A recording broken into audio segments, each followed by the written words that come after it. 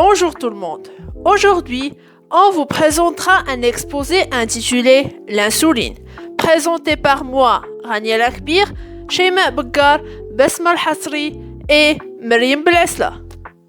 Commençons par la définition.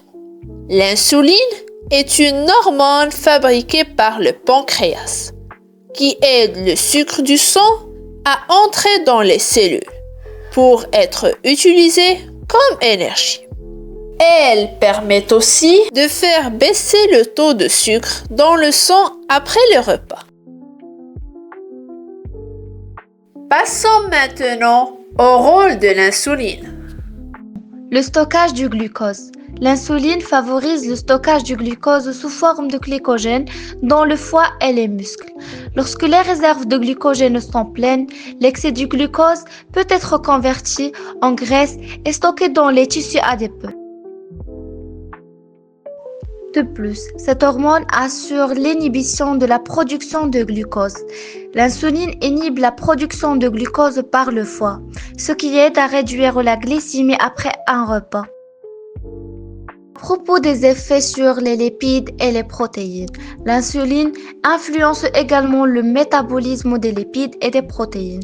Elle favorise la synthèse des protéines et inhibe leur dégradation. Elle stimule également la synthèse des acides gras et inhibe la lipolyse. Et comme résumé à cette partie concernant le rôle de l'insuline dans l'organisme, on peut dire que l'insuline est une hormone clé pour réguler le métabolisme énergétique et maintenir une glycémie stable, essentielle pour le bon fonctionnement de l'organisme. Il existe plusieurs maladies liées à l'insuline. Ces maladies nécessitent une prise en charge médicale et des modifications du mode de vie pour prévenir les complications. D'après ces maladies, on trouve le diabète de type 1. C'est une maladie auto-immune où le corps détruit les cellules productrices d'insuline. Deuxièmement, le diabète de type 2. C'est une maladie résistance à l'insuline et insuffisance de production d'insuline souvent liée à l'obésité et à la sédentarité. De plus, on a la résistance à l'insuline, d'où les cellules ne répondent pas correctement à l'insuline, augmentant le risque de diabète de type 2 et de maladies cardiovasculaires. Pour l'hypoglycémie, on a le taux de glucose sanguin trop bas, souvent causé par un excès d'insuline.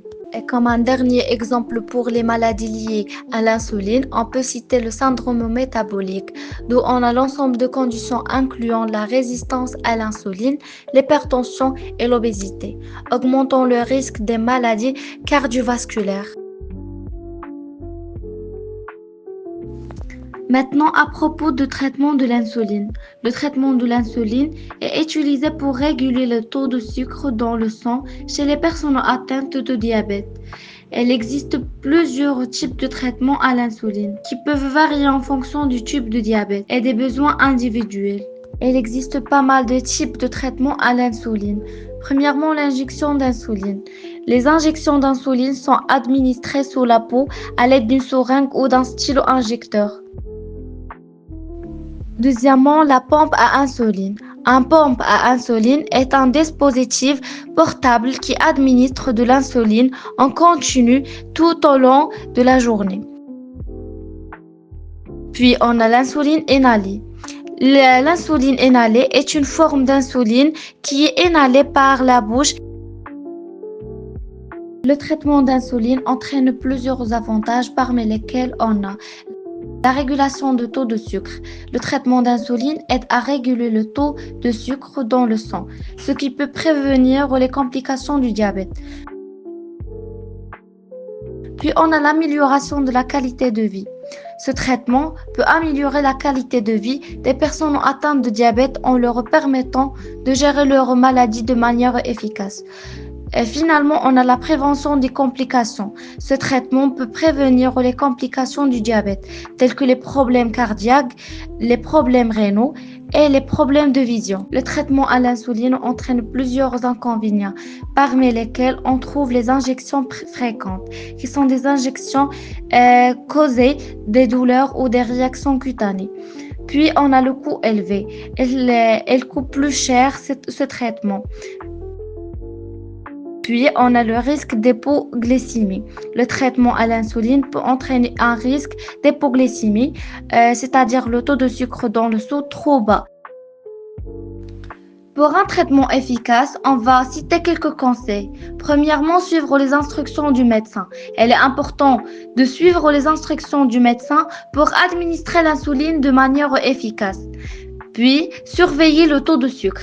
Il est important aussi de surveiller régulièrement le taux de sucre dans le sang pour ajuster la dose d'insuline en conséquence.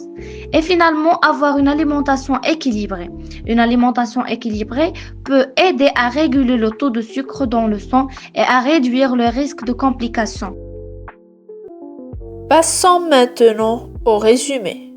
En résumé, l'insuline est une hormone essentielle pour réguler le taux de sucre dans le sang.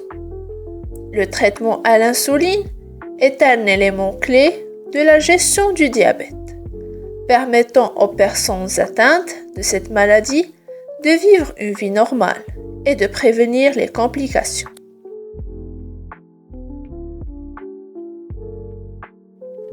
Grâce aux avancées médicales et technologiques, les traitements à l'insuline sont devenus plus efficaces et plus pratiques, offrant aux patients une meilleure qualité de vie. Il est important de comprendre les avantages et les inconvénients du traitement à l'insuline pour pouvoir gérer la maladie de manière efficace. Merci d'avoir regardé cette vidéo.